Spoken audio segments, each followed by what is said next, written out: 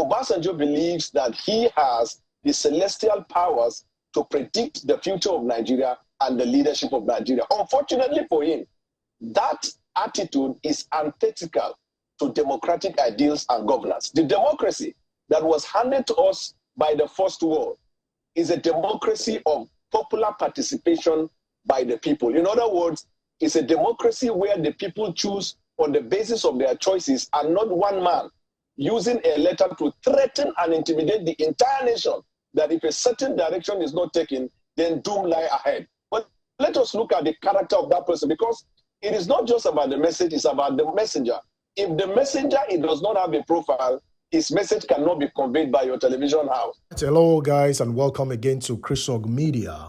Thanks again for joining. That was the PDP presidential spokesperson. That was just an introduction to the full clip. I'm going to release the full clip to you in just a moment. Yes, don't forget, or perhaps you're not aware that President Olusegun Obasanjo, former President General Olusegun Obasanjo, has now fully endorsed the presidential candidate of the Labour Party, Peter Obi. He said he is the one who is going to be able to change the dimension of the country, who is going to be able to raise the country from the current state it is at the moment.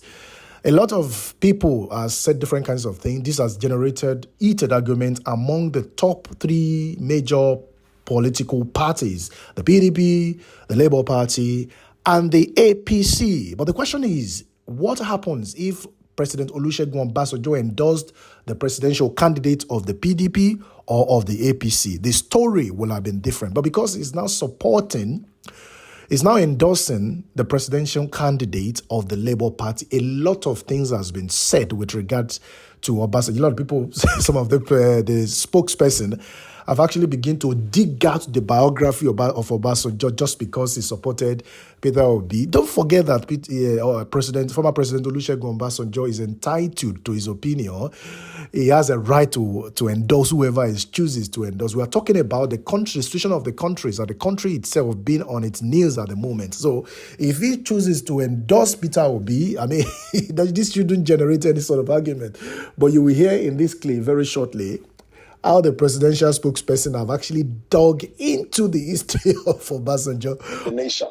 There are about 5 presidents, former presidents alive today. None among them interferes with the country and with every president like a meddlesome interloper like President Obasanjo. Yet, if you look at the letter, from the beginning to the last, it is all about me, my, and I. Me, my, and I.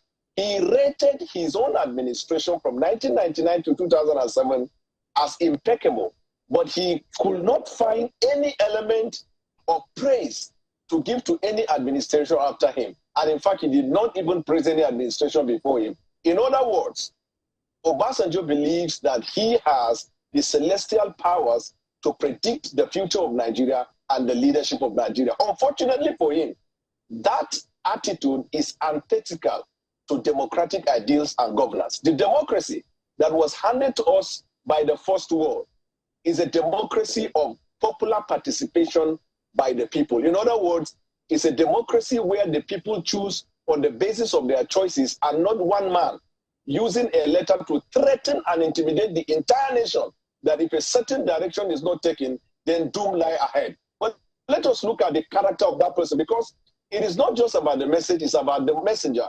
If the messenger, it does not have a profile, his message cannot be conveyed by your television house. And so let's look at it. Obasanjo thinks that democracy is as defined by him. He has virtually destroyed every concept of democracy in his entire reign. To begin with, when we talk about whether he has weight or whether he has a voter's value, when he was brought up in 1998, as soon as he got out of the prison, according to the former governor from the southeast, he said Obasanjo did not even have 200,000 to buy the form. He bought for him. Obasanjo today has Otafan, has Presidential Library, and Otafan supplies product not only to Nigeria but to the rest of Africa. That's point number 1.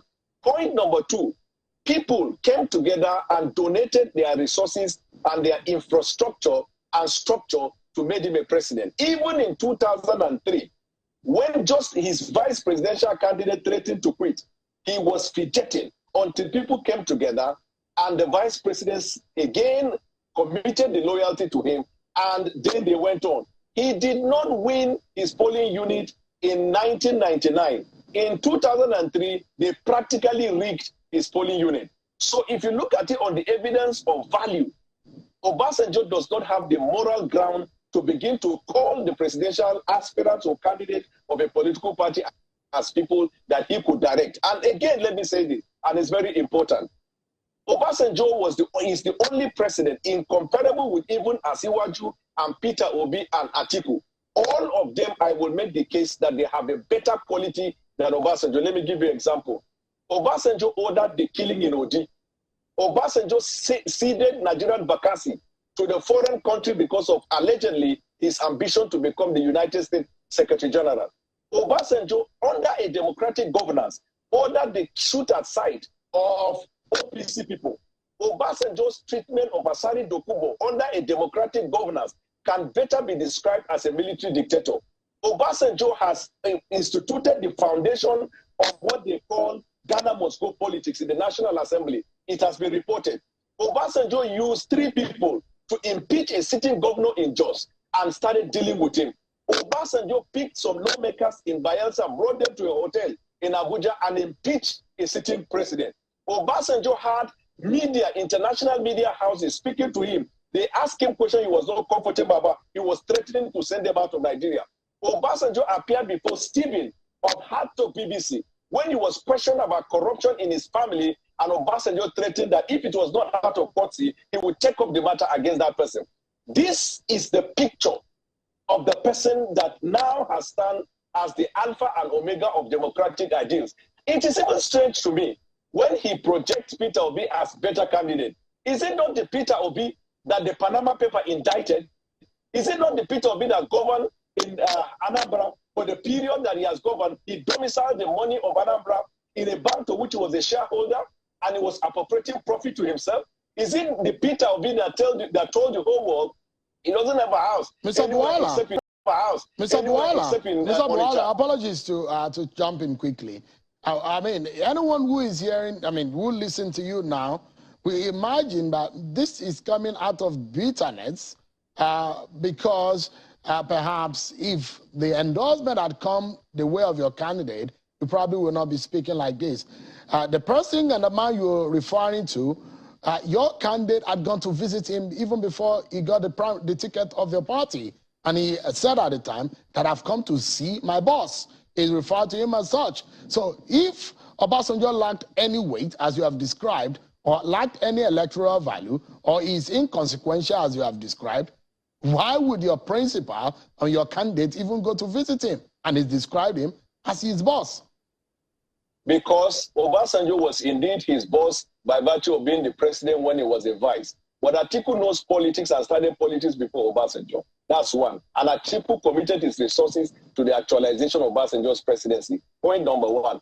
Point number 2, the visiting to Obasanjo and in fact any other stakeholder in Nigeria is out of courtesy. Not because Atiku expected Obasanjo to bring some vote from Otafam or from somewhere in Ogun State for him.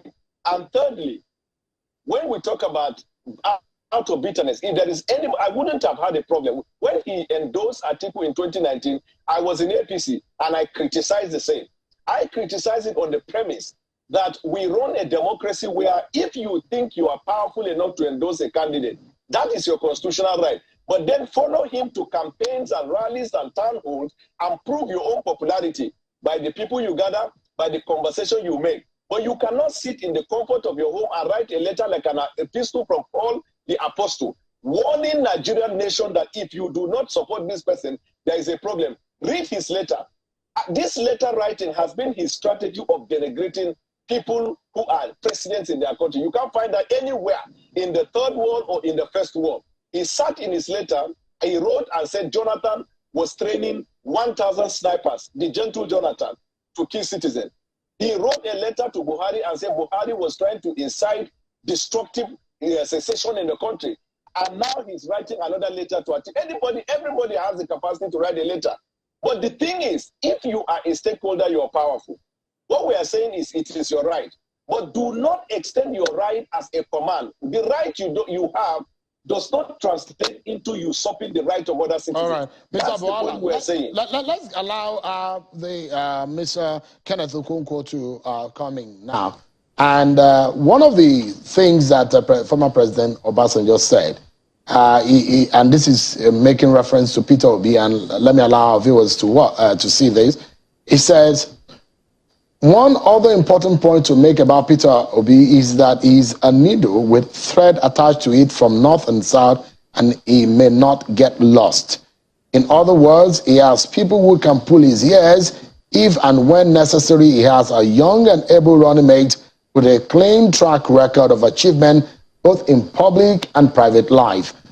That statement has now been criticized as such that Obasanjo is perhaps seeing Peter Obi as a puppet that he can play around with as soon as he gets into office. Well, first and foremost, there is the saying that the greatest place in hell will be reserved for those who keep silent in times of moral crisis. Nigeria is going bad, not because of the violence of the bad people, but because of the silence of the good ones. Obasanjo has refused to keep silent in times of moral crisis. We are in a crisis in this country. Obasanjo wants to escape going to hell by being an accomplice to corrupt leaders, because any nation that votes corrupt politicians are no longer victims but accomplices. Now, Obasanjo has never kept silent in times of moral crisis. He went to jail because of it, and he came out, became a president.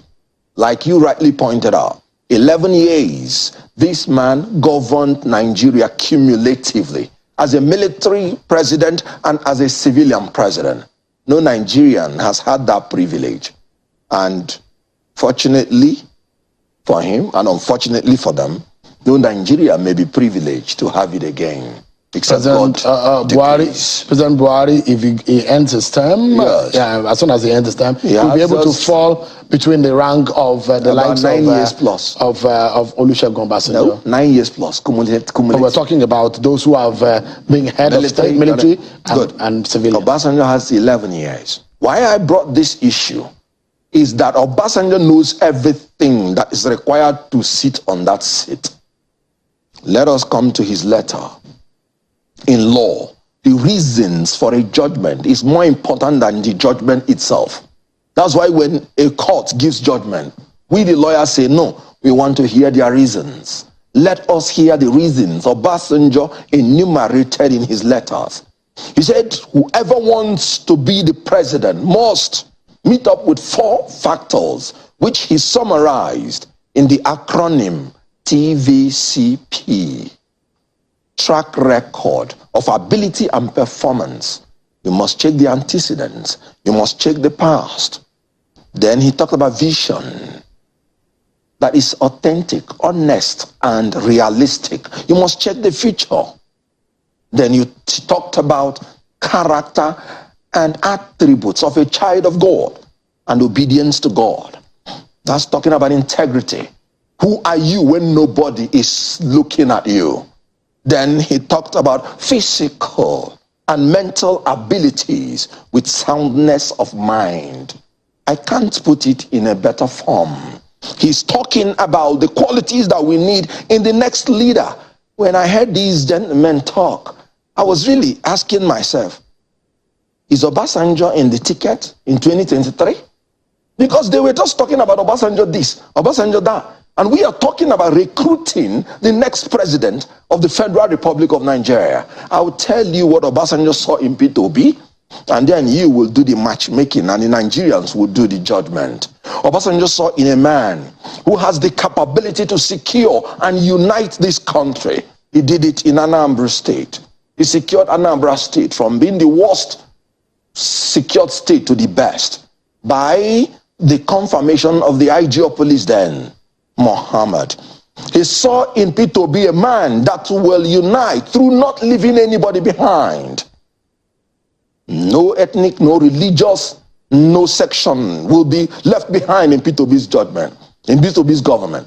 Obasanjo looked at Peter Obi and saw a man that would shift emphasis from consumption to production through running a production-centered economy driven by agrarian revolution and export-oriented industrialization. Obasanjo saw in a man who would build world-class and expansive physical infrastructure, not through borrowing, but through integrated public-private partnership and entrepreneurial public sector governance. He saw in Peter Obi a man who will leapfrog this country into the fourth industrial revolution through scientific and technological innovations to create digital economy. Obasanjo saw all these things and sat down and wrote a letter and said, if we want a Nigeria that should be redirected from poverty to prosperity, the only man that can do it is Peter Obi. One of the reasons Obasanjo considered by endorsing Peter Obi is because he knows that he is a man that will embark on effective legal and institutional reforms to aggressively fight corruption, entrench rule of law, reduce cost of governance, plug wastages, and ensure the establishment of honest and efficient civil service. Obasanjo knows that no man with such quality like this can be a puppet. So guys, as you have listened and watched, get your PVC, guys. Get your PVC and vote right. Make sure you monitor your polling unit. This is quite important because a lot is going to happen. Now, between now and February 25, a lot is going to happen. Things are going to change. The table is going to mix around, because don't forget that as former President Olusegun Obasanjo has endorsed Peter Obi, so very many people, so very many important dignitaries in the society will also come to endorse Peter Obi. Don't forget that Obasanjo puts a big weight when it comes to issues in the country, regardless of whether he's still a president of the nation or regardless of the fact that he's no longer the president of the nation. I will tell you for a fact that he still pulls a huge weight in the matters that concerns the country. So the major thing is that get your PVCs. Don't be supporting Peter Obi or any presidential candidate without PVC. If you are supporting Peter Obi but you don't have your PVC, you are just wasting your time.